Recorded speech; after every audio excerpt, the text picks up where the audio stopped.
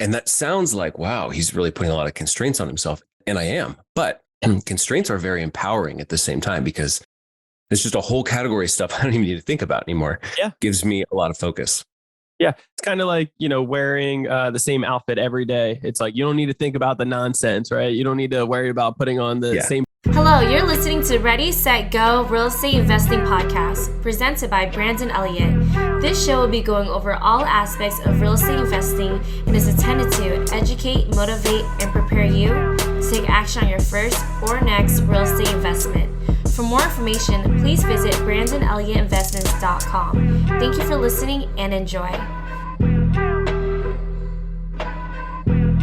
Welcome back, everyone, to Ready, Set, Go Real Estate Investing Podcast. I'm your host, Mr. Brandon Elliott. I'm excited today. We have a special guest coming from Oregon, has 35 plus doors, started back in 2006, been doing it full time for the last 10 years, and has quite a unique little strategy and spin behind seller financing, what we all come to know and love when it comes down to creative financing, having the sellers be the bank. This guy, Jeff, has a unique spin to be able to actually supercharge your seller financing and so much more. So he's been helping out so many people along the way during his journey and making incredible breakthroughs for his finances and his family. And I'm excited to be able to have you on today. What's happening, Jeff? How are you? Hey, I'm doing good. And I appreciate the opportunity to be here. It's an honor. Yeah, man. So talk to us. Anybody out there that doesn't know who you are, where you're from, what you're up to, do you mind just giving that 10,000 foot view? Yeah, absolutely. I appreciate the opportunity. Yeah, I'm Jeff Stevens. What I do is often called the thoughtful real estate entrepreneur. So maybe if you've seen something called the thoughtful real estate entrepreneur, that was me. And yeah, I've been a full-time entrepreneur one way or the other for 20 years now. This is a 20-year anniversary. And the last 10 years of it have been exclusively in real estate entrepreneurship. And so, yeah, we have a rental portfolio. We're kind of always buying, occasionally selling, mixing some opportunistic flips here and there, as I like to say. But a couple years ago, I was asked by a couple people to help them out and to coach them a little bit. And I was definitely reluctant and resistant at first to do that. But then as I thought about it more, I thought, you know what? Actually, the way that I do this and the way that I learned to do this from my own coach is a little bit different. I mean, maybe more than a little bit, a lot different than sort of what we think of as the mainstream real estate investing approach. And so as I started to consider it more, I was like, maybe I should be doing this because I feel like there needs to be more awareness of, I guess, maybe this approach and advocacy for it, because I think it offers some really great and different benefits than sort of like what we normally learn in real estate investing. I love it. So talk to us. You got started in 2006. Why real estate for you? And was there any inspiration or like, what were you doing prior? Yeah. So I had a real job out of college for about 2 years in the marketing field. I love it. A real job. Yeah. I wish I could say it was even shorter than 2 years. I had a real job for 2 years. And then I left that to kind of start freelancing as a marketer, basically. And so that grew into like a brand consultancy and marketing agency for about 10 years or so. And a couple of years into that journey, of course, like a lot of people, I picked up the purple book that we all know and love. And I thought, this is interesting. My wife and I had just bought our own primary residence, and it was, good timing, good neighborhood, and it appreciated a bunch on paper. So we extracted some equity. And the first deal we did is not a deal I would do again today. However, I'm sure glad I did it because it got me in the games. I bought a listed triplex about a mile from home, just with a bank loan. Oh. And that was cool, self-managed, and, got to know the ropes a little bit. And so like, as we would make money in our marketing business, we'd pay down our HELOC and then borrow again and buy a couple more rentals. And then we'd move and kept the old house and things like that. So as a part-timer, we got to maybe about 6 units or so. And then in about 2013, I said, you know what? I think I'm a little tired of the marketing business, to be honest. And this real estate thing is really exciting to me. And so that's when I pivoted full-time to doing this. And then the first couple of years of that were even a little bit like stumbling around in the dark, I always like to say there's like real estate investing is this massive buffet of like 80 million different topics and ways you can do things. And oh my gosh. Yeah. And I feel like you have to like get your plate and go sample like a lot of the buffet. But then once you taste some things you like, you have to go back for seconds and really only focus on one thing and like just forget everything else is even there. Yes. So that's what I did the first couple of years, and off we went. I love that. That's a very unique, illustration. I'm a big advocate of that. Anybody just getting started in real estate, I always say there's like 30 plus ways to make money in real estate. And I think the person that knows a vast majority of just the ins and outs of what it looks like from beginning to end for each of those strategies, I think that's important. It adds to like the tool belt, right? And then you have more options at the end of the day. And then whatever your heart's really gravitating you towards and what you really get attracted to, like deep dive into that. You could really, I wouldn't say master it, but you can learn it within the next 6 months if you go all in every single day, learning from the books, podcasts, YouTube, and finding the mentor out there that does exactly that strategy. So did you have any mentors or family members that said, hey, do this?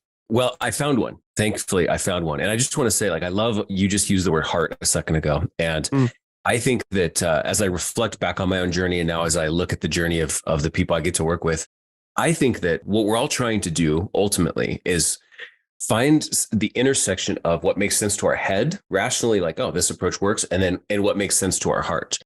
Sure. Because there were times as I was still nibbling from the buffet, where I was doing stuff that like, oh, this makes sense, but it does not feel like me at all. Like I feel like I need to go take a shower after I've done this thing, put up these bandit signs or whatever. That wasn't my thing. Not that's a disparaging comment categorically about that, but it wasn't for me. Yep. And then similarly, I had the opposite experience too, where I was doing things like, oh, this really feels good, but it wasn't working. And so it's really about finding that intersection of the head and the heart that I think is something we all have to do.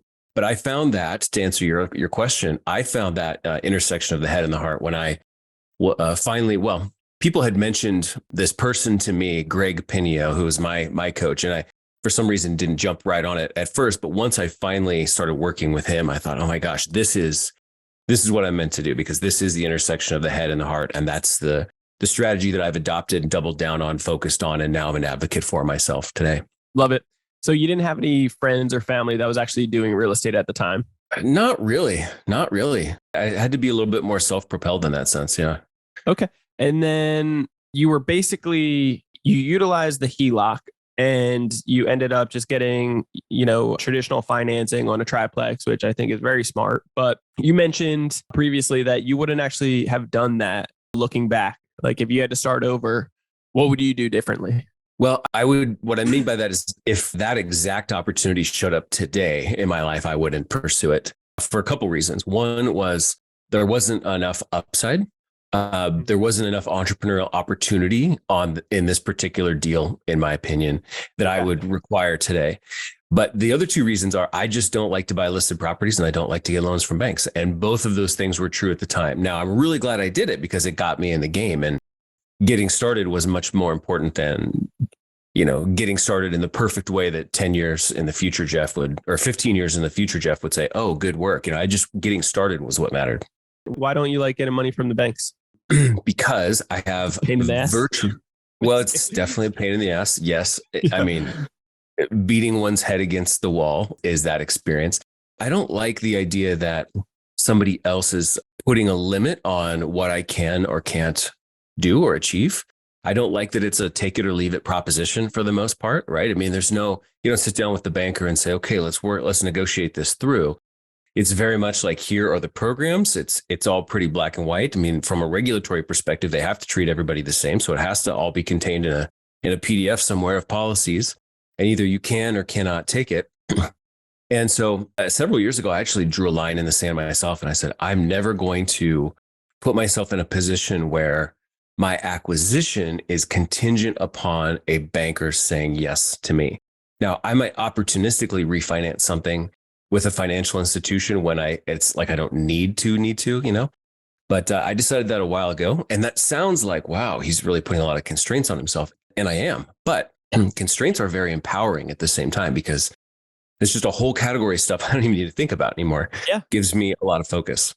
Yeah. It's kind of like, wearing the same outfit every day. It's like, you don't need to think about the nonsense, right? You don't need to worry about putting on the same pair of socks. You just put them on, which color socks am I going to put on today? It doesn't matter. It's the same day. So I like that. So staying laser beam focused, and you like the opportunity of sitting down at the negotiating table with the seller and working out deals. I love that. Yeah, absolutely. Absolutely. The words win-win are so cliche, but I think it's so important because the best deals come when it really is truly the best thing for them. And we know it's the best thing for us. But I think it's important to note, though, that not every seller at the beginning of a conversation fully appreciates that that option could be the best for them. Sure. And as a result, it's really easy for us as buyers to show up with like, oh, well, I'm going to show up as the professor and I'm going to teach them this. But that's also not really a great approach either, to be honest. So the approach that I advocate for is really one where we're having this conversation and we're kind of helping them come to their own conclusion, perhaps, that this method of selling their property might really be in their best interest, but without it seeming like an overt lesson. Well, in many cases, it really can be because they actually start to become the bank. As long as they focus on negotiating favorable terms for themselves too and create a true win-win scenario, then the best spot to always be in is the bank. And just like you mentioned, you weren't gravitated towards bandit signs, but trying to find that crossroad, right?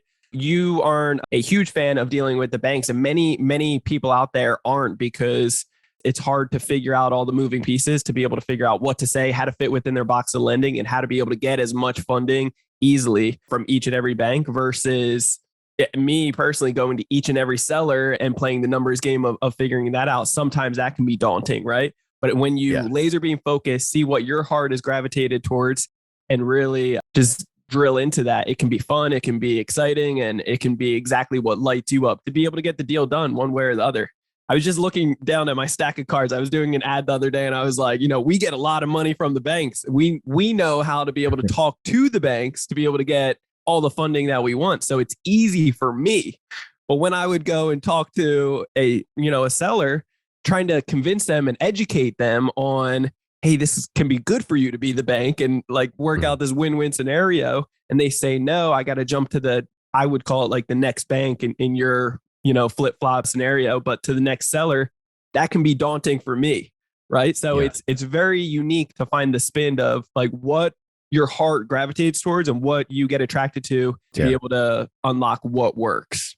Yeah. So talk to me when it comes down to the first deal. You're doing this part-time, still working the marketing agency. You just started snowballing and getting a couple properties, self-managing it at the time, selling, buying. At this point, when did you decide to go full in, and has the strategy, when did it switch over and you're like, hey, creative financing, wow, the lights are going off, I want to do this. I don't want to buy off of the market anymore at retail prices. I don't want to do the traditional financing anymore. I like this creative thing.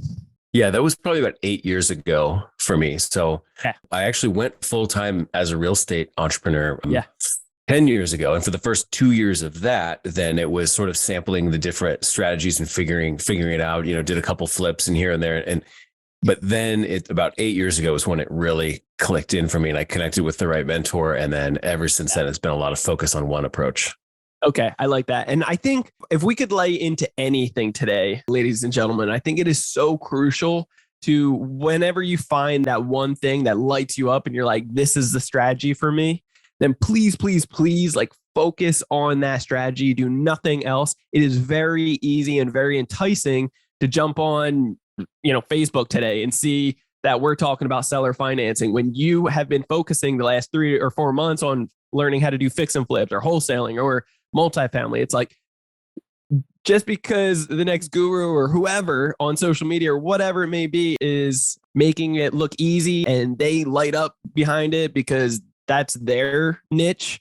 I highly encourage you, like, focus on that one thing. The individual that chases 3 rabbits catches none, right? We all know that saying.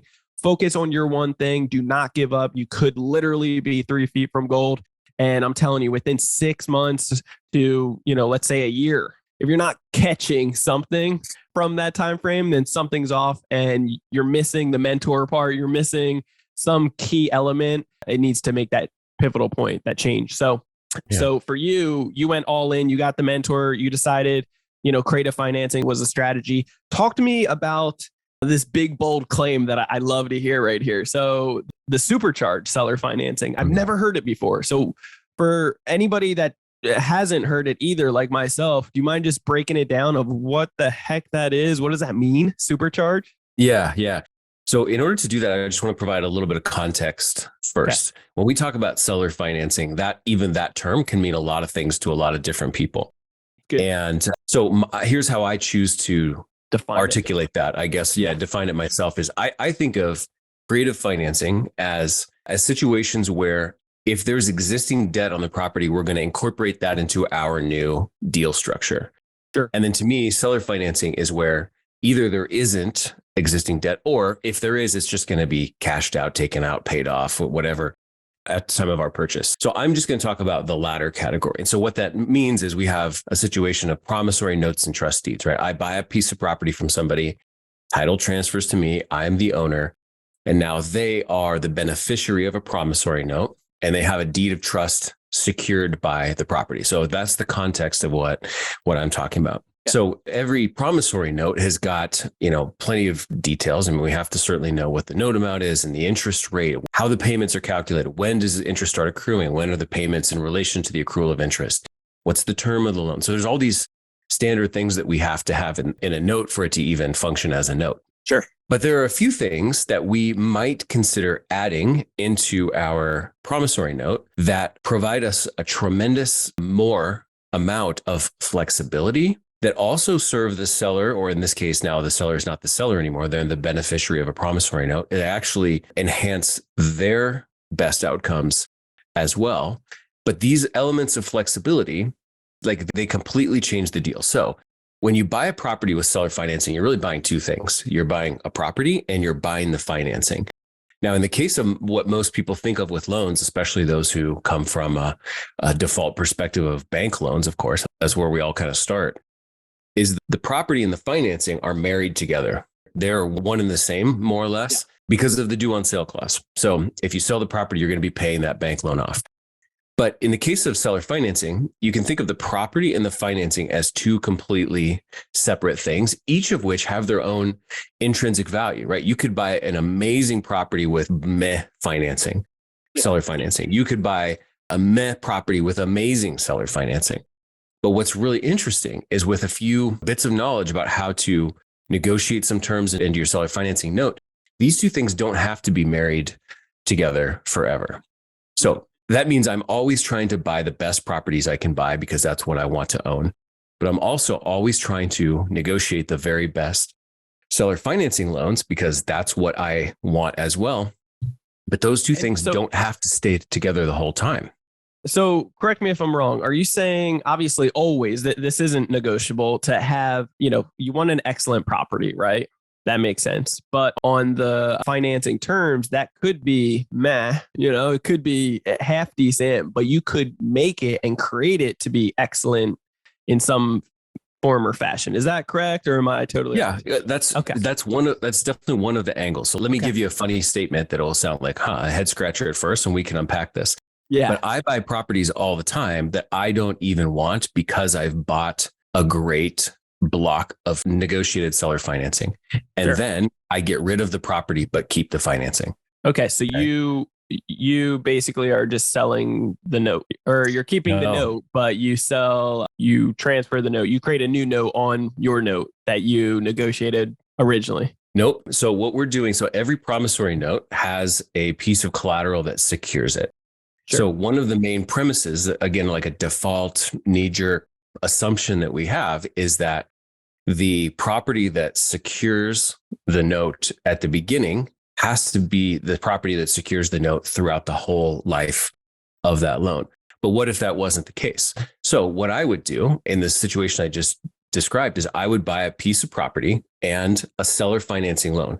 I like the loan better than I like the property here.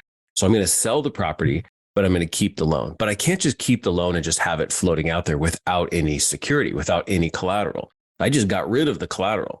So now I need to find a different piece of collateral to secure this loan, because this loan and the beneficiary, the lender, the previous owner, they have to be secured for this loan to be valid and legit. So I need to find a different piece of collateral for it. So I'm not selling the loan.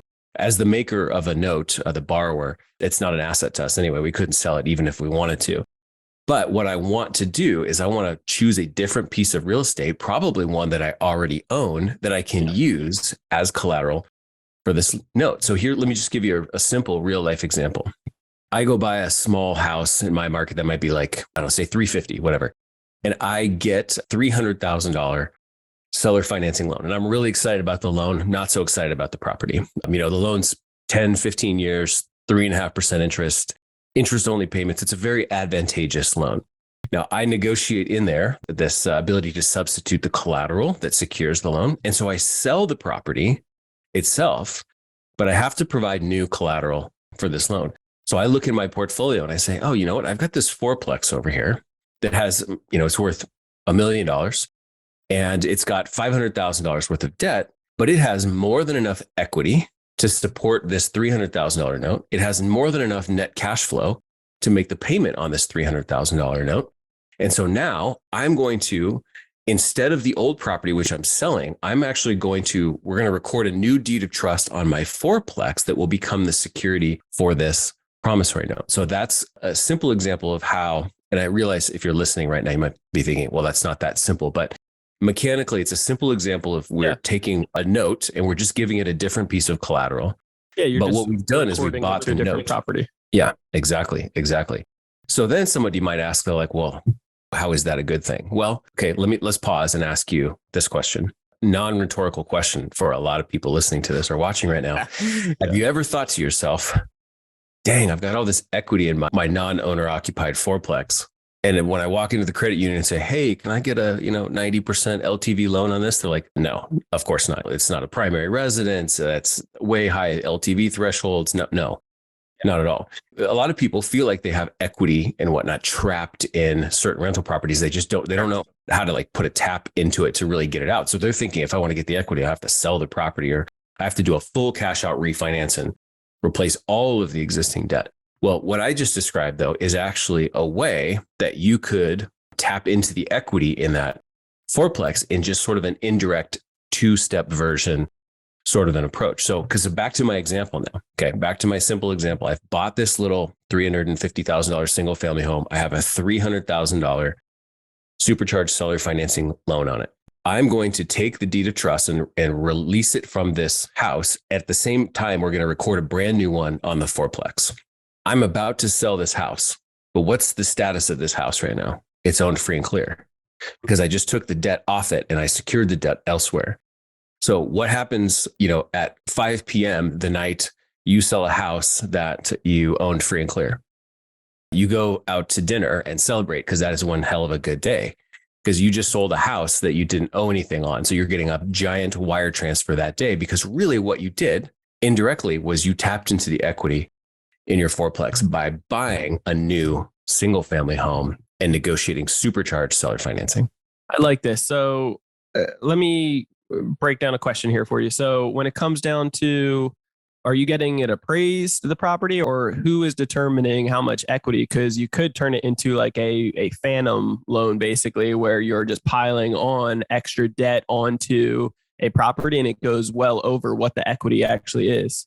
Are you guys getting appraisals, or is it some like his word versus like who's going to be able to determine where the equity is?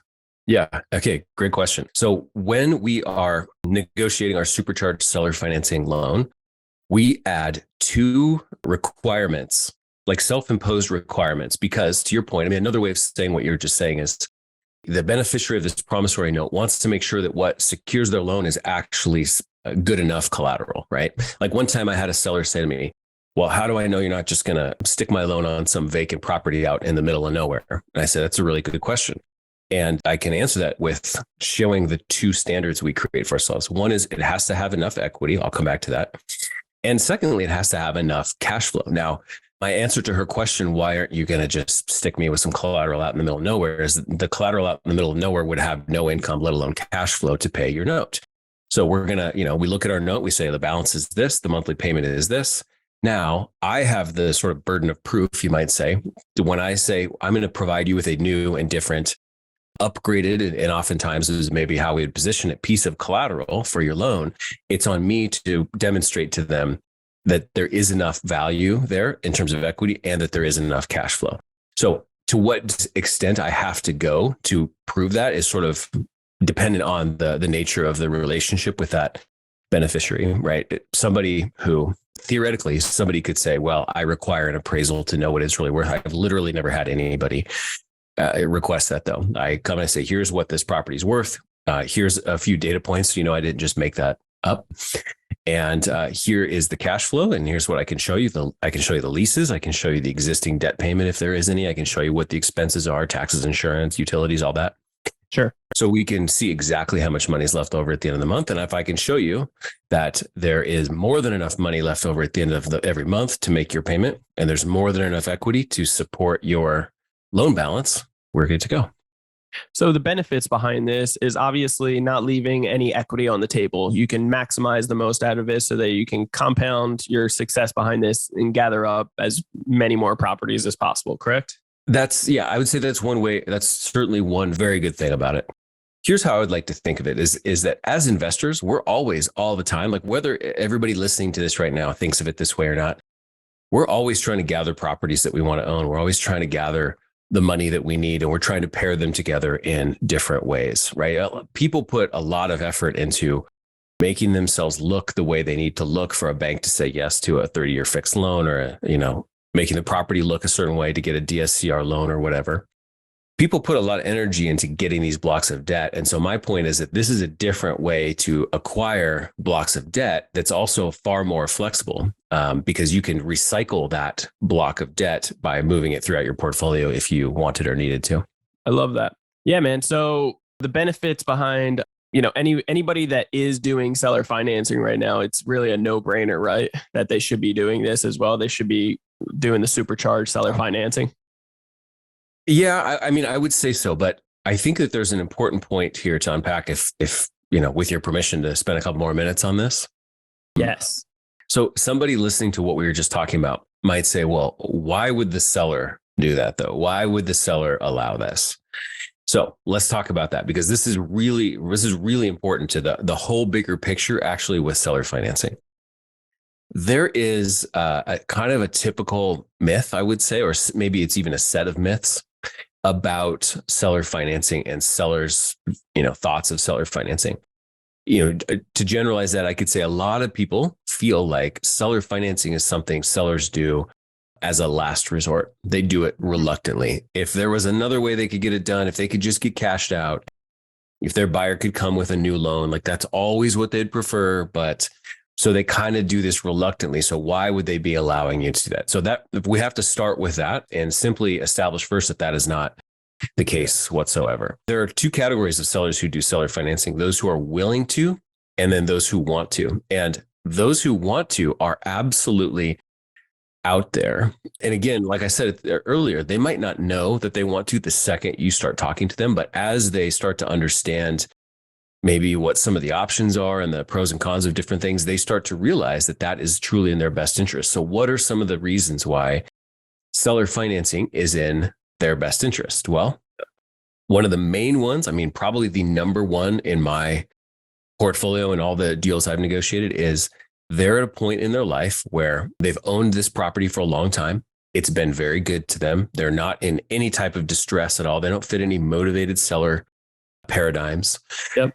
But let's say they're 70 and they would like to spend their time in a different way than feeling tethered to a property, managing a property. So they're at this spot where they would have a gnarly capital gains tax situation if they sold, but they also are not real excited about doing a 1031 exchange, which is basically just saying like, oh, I'll trade this responsibility for another responsibility. They just kind of want to be done with that chapter of their life. That's a massive one. So if they have a bunch of capital already, they just don't want this liability anymore. They want to be more hands off, and they don't want to be hit with this huge tax bill because how long they've held it and it's worth millions now. All these, there's many different benefits of being the seller in this case. Yeah, absolutely. So I'd say the desire to defer capital gains without needing to do a 1031 exchange is a major, major driver for the right types of sellers. And that means that this is who we're looking for, is this person. Another one is they say, oh, well, I wouldn't mind selling this property, but I kind of like the income. That's why I bought the property in the first place. I like the income. We live off the income. Sure. Bummer. So that sets us up for seller financing as well, because we can make the proposal that says, well, let's find a way for you to continue to receive the income that you like and are reliant on. Yeah. And then there's also a third reason. There's a lot of people who they wouldn't know what to do with a big giant lump sum of money anyway. Like if they don't really need it, if they don't have they don't need to pay off their own primary residence. They don't need to go buy a yacht. They don't have any idea. And actually the idea of getting that much money and then figuring out something smart to do with it actually feels like a little bit of a burdensome project. If that is you, reach out to us right now. That's it. We'll help you put it to work. Just kidding. Yeah. So we're looking for sellers who have those characteristics, and there are a lot more of them than people would think. Okay. So now we're bringing it back to the question of why would somebody let you swap the collateral? Okay. So let's just say you've bought their single family home.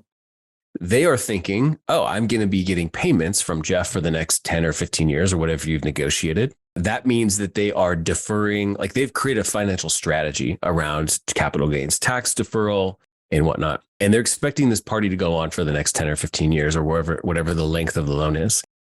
But you as the owner, or in this case, me, if I have every right, or, it's my prerogative to sell my own property or refinance my own property if I want to.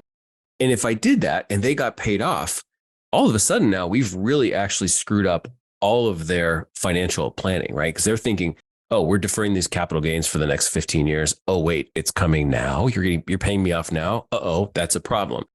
The income stream I was depending on for the next 15 years is, wait, it's drying up because you're paying me off early. Oh, shoot, that's a problem too. And so the ability to substitute collateral is not just something that I like. In fact, they don't even really have any idea like how that would be of benefit to me, because really the point of this is to say to them, we need to add this provision into the loan because I know that you're planning for this to go a certain way for the next 10 or 15 years here. And if I have to sell or refinance this property, I don't want to screw up all your plans. What really matters here is that we make sure you have amazing collateral at every second of the next 15 years. And so I need then to have the latitude to be able to keep your loan in play, because that's what you've decided is most important to you. I like that. So if you did have a better opportunity out there with that current deal to be able to do a refi, like you'll take advantage of that, but you'll just re-collateralize that to a different property. Yep. Absolutely. That makes so much sense. I love that. Yeah. Yeah. And it's all about the alignment of people's interests, but we have to look at things from a different perspective. We have to get rid of some of the assumptions about why people do or do not do seller financing. And we have to get rid of some of the assumptions about due on sale and all these things. We start to look at it a little bit more, maybe holistically or three-dimensionally, perhaps. And we start to see, wow, there is really an alignment of interest here. There are people who want to make you a seller financing loan and do not want to get paid off. And then when we start to think of that strategically and sort of, I think of it as a chess. It's like we're playing chess with our own portfolio, moving the parts around. Sure. When we start to think of it in that way, a whole bunch of new stuff opens up possibility wise. Okay. I have like a boatload of questions, but we're running close on time. So I want to try to hammer out some things, but how are you getting your lead generation right now? Yeah. Okay. Another good question and another strategic answer. So I could just tell you 2 words, but then you'll make some assumptions about that. So in order to have this type of seller financing, if we think backwards from that, we have to have the right kind of negotiation. And the right kind of negotiation has to start with the right type of introduction to the seller. I'm telling you now, a bandit sign, while it might make your phone ring, is not going to tee up the warm, relationship-oriented conversation with a seller who's not at all distressed, who just wants to play more golf and move to Arizona so they can be closer to their grandkids, who's going to, be willing to sell their property to you with 10% down and 3.5% interest. Like that's not going to come from certain types of lead generation, just are not going to create those phone calls. It'll create other types of phone calls, but not those. And so we have to kind of work backwards strategically and ask the question to begin with, what is the channel and the message to the right audience that's going to create not just calls, but the right types of calls. So anyway, I could go on for hours about how we do that, but the simple answer is we send a very nice, dead simple, unbelievably low pressure personal letter via snail mail Direct Okay. mail, exactly, Okay. to people who have owned properties, absentee owners, landlords, not people who live there, because we're looking for capital gains problems. And we send them a super nice, easy, low pressure letter. Doesn't say I want to close fast. Doesn't say I'll buy it as is. Doesn't say I'll cover your closing costs or any of that garbage. It's a completely different message that positions us as a peer of theirs, not, like I'm a solutions provider. I assume you have problems and need solutions. I'm the tiger. You're the gazelle. It's like, no, we're just equal people reaching What out. is the message that you're putting on there? Yeah, I will give you basically the transcription of the letter here. It is extremely strategic and also dead simple at the same time. Dear Bob, my name is Jeff. I'm writing to introduce myself to you. My wife and I have a couple rental properties here in town. She and I are actively looking to buy another one that we can manage ourselves. We're pretty hands-on in that sense. I saw that you own the property here at this address. If you ever consider selling that property, would you please give me a phone call? I really love the idea of just talking directly with somebody, having a conversation about it, and see if we could work something out. If now's not the right time, and it very well may not be, just, hold on to my letter, pop it into a folder, give me a call when the time is right. It'd be nice to chat with you. And worst case scenario, we make a new friend. Love, Jeff. It's very, very, very simple. It doesn't say anything about closing fast and as is and nothing like that. It's just like, I'm a peer of yours. This is a very safe conversation as a result. Sure. And so it makes the phone ring in a different way with different types of people. Now, when the phone rings, do you have a call center? Do you take it all yourself? How does that look? Yeah, no, I just take it myself because, if you think about this whole premise as being like an authentic, trust-oriented relationship approach, like a call center would just be like extremely incongruent with that whole thing. This is not a volume game. This is a quality game. Is that like a Google number that you have or like a call rep? Just my cell phone. Just my cell phone. Okay. Mm-hmm. Yeah. Do you have anybody ever call you up and like shout you out or anything like that or no? Oh yeah. Yeah, sure. Sometimes. Yeah. But that's part of the game. That's okay. I love it. Well, man, this was super incredible. I feel like I still have a boatload more questions, but this is really good. We'll probably have to have you back on in the future and see what you come up with at that point. But where are you heading in the future? Like, what does it look like? What kind of goals and aspirations do you have currently? Yeah. So I feel like my job is to keep doing what I'm doing, but just become increasingly, I think, efficient with my own time. I will say one of the things about being an educator and being blessed to be on podcasts and things like that is it definitely takes one's focus away from talking to sellers quite so much. So I'm trying to always find the right balance of that. Yeah. Another just an interesting thought, kind of philosophically aligned with what we talked about before, the idea of sample, and then focus, is what does growth mean? For some people, growth means like, oh, I started with single family homes. Oh, now I'm to, whatever, experience good, whatever for that. So now I'm doing 4-unit properties and now I'm doing 10 and now I'm doing commercial and now I'm doing syndications. But the other way of growing, I think, is not necessarily about that. It's about like getting more and more, double down, triple down, quadruple down on your own strengths. And so for me, what growth means is, while I do think to myself, like, sure, maybe I should be looking at 20 or 30 unit properties. For me, it actually means just like being better and better in my own sandbox. And I know like where I am best is sitting in the living room of a real person. So there becomes a point at which in sort of the continuum of properties that like, there's not a real person's living room to sit in. If it's a, 25,000 foot industrial building, it's more like a conference room you're going to be sitting in. And I've decided that's just not the venue where I want to show up. I want to sit on someone's ugly couch in their living room, just having a conversation with a regular person. So to me, growth means doing more and more of this, of like just being better and better within the sandbox, like mastery of one particular thing. I love it, man. Yeah, there's nothing but respect for that. When you laser beam focus and really just become the best at your craft, I think that's amazing. So kudos to you, brother. I appreciate your time greatly today. And I have a boatload of notes myself. So I'm excited to be able to journal this stuff later. But guys, by all means, you should be reaching out to Jeff. Speaking of which, Jeff, how can people get a hold of you? Yeah, so I'm very active here on Facebook. It's easy to find me and connect with me here on Facebook. Maybe 4 or 5 months ago, I felt like we all need we need to be able to make sure we're speaking the same language in order to have great conversations about seller financing. So we created a seller financing 101, like fundamentals free video course. So if you were to go to sellerfinancing-101.com, you can get free access to that. And it just sort of gives us all like a common language and a framework so that we can now start having more advanced conversations about that kind of stuff. So I think it's a great resource. It's about 3+ hours of video training over the course of about 6 different videos. So breaking it down, and you'll definitely know more when you come out of that. Cool. I love that. Awesome. Well, guys, reach out to Jeff. He's a wealth of knowledge. And if you want to get a hold of me, you can always do so on Instagram. It is Brandon Elliott Investments. Otherwise, facebook.com/Brandon Elliott Investor.